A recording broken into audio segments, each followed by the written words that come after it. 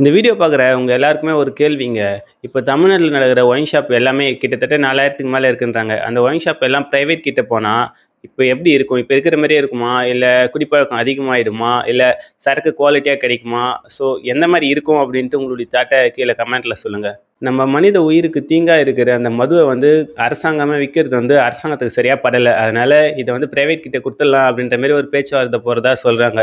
இத நேரடியா கவர்மெண்ட் வந்து அதிகாரப்பூர்வமா எதுவும் சொல்லல. ஆனா பேச்சுவார்த்தை போயிட்டு இருக்குது அப்படின்ட்டு சொல்றாங்க. இன்னொரு முக்கியமான விஷயம் என்னன்னு பார்த்தீங்கன்னா, நம்ம தமிழ்நாடு கவர்மெண்ட்டுக்கு வந்து அதிகமா வருவாய் வரதே இந்த ஒயின் ஷாப் மூலியமா தான்.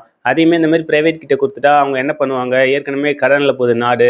இன்னும் இந்த வருமானம் அதிகமா வருமானம் வர இதையும் ஒயின் ஷாப்பையும் விட்டாக்கா, அவங்க எப்படி சமாளிப்பாங்க? அப்படின்ற மாரி கேள்வி கேட்குறாங்க நெறைய பேர். ஆனா கவர்மெண்ட் வந்து இதுக்கு ஈடா வேற எதனா ஒரு தொழில வந்து ஸ்டார்ட் பண்ணலாம். வேற எதனா பிசினஸ் மூலியமா வருமானம் ஈட்டுறதுக்கு அவங்க ஏதோ வழி தேடிட்டு இருக்கிறதா சொல்றாங்க. பிளான் பண்ணின்னு இருக்கிறதா. அது எந்த மாரி கொண்டு வருவாங்க அப்படின்ட்டு தெரியல. வெயிட் பண்ணி பார்த்தா தான் தெரியும். இந்த அரசாங்கம் வந்து இந்த ஒயின் ஷாப்ப பிரைவேட்க்கு குடுக்குறதே பேச்சுவார்த்தையா தான் போயின்னு இருக்கு. இன்னும் கவர்மெண்ட் வந்து கன்ஃபார்மா சொல்லல. ஸோ எல்லாமே வெயிட் பண்ணி பார்த்தா தான் தெரியும். கவர்மெண்ட் வந்து பிரைவேட் கிட்ட ஒயின் ஷாப் குடுக்க முக்கியமான காரணமே, இதில நெறைய விஷயம் வந்து பிரச்சனையாவே போயிட்டு இருக்கு.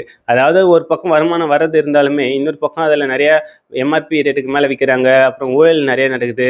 இதில குவாலிட்டி இல்ல, தரமாவே இருக்க மாட்டேங்குது ஒயின் ஷாப் அப்படின்றது. அப்புறம் ஒயின் ஷாப் நெறைய இருந்தாலுமே அங்கலாம் கூட்டம் போறது, அங்க 18 வயசுக்குள்ள இருக்கிற பசங்க வர்றது, இந்த மாரி நெறைய அங்க சண்டை போடுறது, இந்த மாரி நெறைய இஷ்யூ கிரியேட் ஆகின்னு இருக்கு ஒயின் ஷாப் மூலியமா. அதுவும் இல்லாம நெறைய இடத்துல ஒயின் ஷாப் இருக்கக்கூடாது. மதுவிலக்கு வந்து அதான் ஒயின் ஷாப்பே இல்லாம தமிழ்நாடு சுத்தமாக்கணுன்ற மாரி நெறைய போராட்டமும் சரி பண்ணிட்டு இருக்காங்கல்ல அங்கங்க நெறைய இடத்துல. ஸோ அதனால நமக்கு எதுக்கு தேவையில்லாத நம்ம மனுஷ உயிருக்கு கேடுனா, அத நம்ம விக்க வேணாம் அப்படின்ற மாரி ஒரு பிளான் போட்டிருக்காங்க கவர்மெண்ட். பிரைவேட் கிட்ட போறதுல வந்து நெறைய பாசிட்டிவும் இருக்கு, நெறைய நெகட்டிவும் இருக்கு. அதாவது ஒரு சிலர் வந்து பிரைவேட் கிட்ட போனா அவங்க சுத்தமா இருப்பாங்க. அதுவும் இல்லாம எம்ஆர்பி ரேட்டுக்குள்ள தான் விப்பாங்க. இப்போ நெறைய கூட்டம் கூடாது.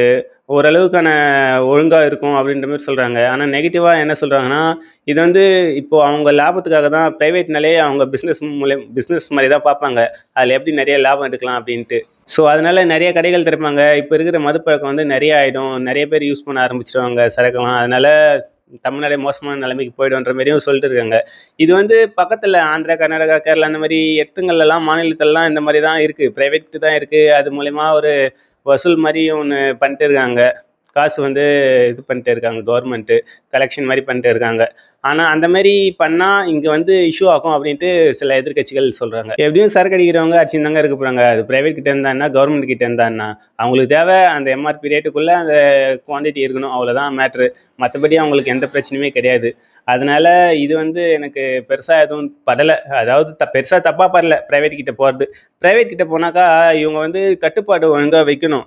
கவர்மெண்ட் வந்து ரொம்ப ரூல்ஸ் அண்ட் ரெகுலேஷனை கரெக்டாக ஃபாலோ பண்ணுற மாதிரி பார்த்துக்கணும் அந்த பிரைவேட் ஒயின் ஷாப் ஓனர் எல்லாருமே.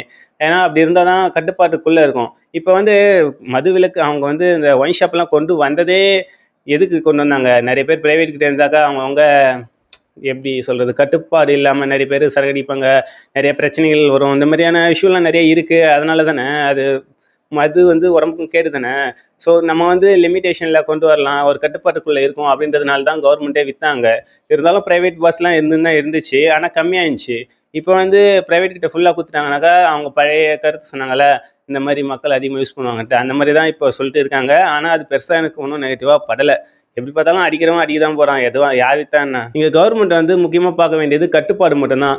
இப்போ ரெஸ்ட்ரிக்ஷன் கரெக்டாக இருக்கணும். இப்போ இந்த அளவுக்கு தான் கடைகள் இருக்கணும், இதுக்கு மேலே கடைகள் இருக்கக்கூடாது, இந்த மாவட்டத்தில் இத்தனை கடை தான் இருக்கணும் அப்படின்ற மாதிரியான ஒரு ரூல்ஸ் கண்டிப்பாக இருக்கணும். ஏன்னா கடையில் வந்து இப்போ ப்ரைவேட் கிட்ட போயிடுச்சுன்னா ப்ரைவேட் நிறைய கடை ஓப்பன் பண்ணுறாங்க, வில்லேஜ் சைடு கிராமத்து சைடெலாம் அப்படின்ற மாதிரி சொல்கிறாங்கல்ல. ஸோ சிட்டி சைட்லையுமே நிறைய கடைலாம் ஓப்பன் பண்ண ஆரம்பிச்சிருவாங்க, நிறைய பேர் போய் சரக்கு அடிக்க ஆரம்பிச்சிருவாங்க அப்படின்ற மாரி சொல்கிறாங்கல்ல. அது எல்லாமே கட்டுப்பாட்டில் இருக்கணுங்க.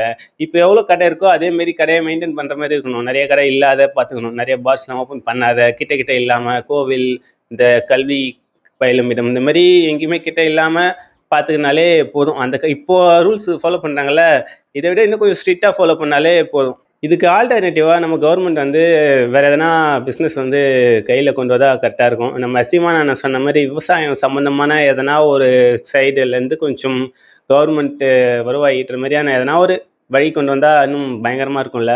ஸோ வெயிட் பண்ணி பார்க்கலாம் என்ன பண்ணுறாங்க அப்படின்ட்டு. ஸோ என்னுடைய கருத்து வந்து இதுதாங்க. இப்போ ஒயின் ஷாப் யார் நடத்துகிறாங்க, ப்ரைவேட்டு கவர்மெண்ட் யார் வேணால் நடத்திக்கங்க. ஆனால் அங்கே கட்டுப்பாடு வந்து ஸ்ட்ரிக்டாக இருக்கணும். யார் விதியை மீறினாலும் கண்டிப்பாக உடனே ஆக்ஷன் எடுக்கணும். இந்த மாதிரியான சட்டங்கள்லாம் பயங்கரமா இருந்தாக்கா, யார் வித்தாலும் சரி, எந்த பிரச்சனையும் இல்ல. ஸோ உங்களுடைய தாட்ட கீழ கமெண்ட்ல சொல்லுங்க. மௌனம் உடைக்கும் சத்தம் இது, மறைக்கப்பட்ட கதையின் சாட்சி இது, விழிப்புணர்வு தீய ஏற்றும் நேரம் இது, உண்மை பேச வந்தோ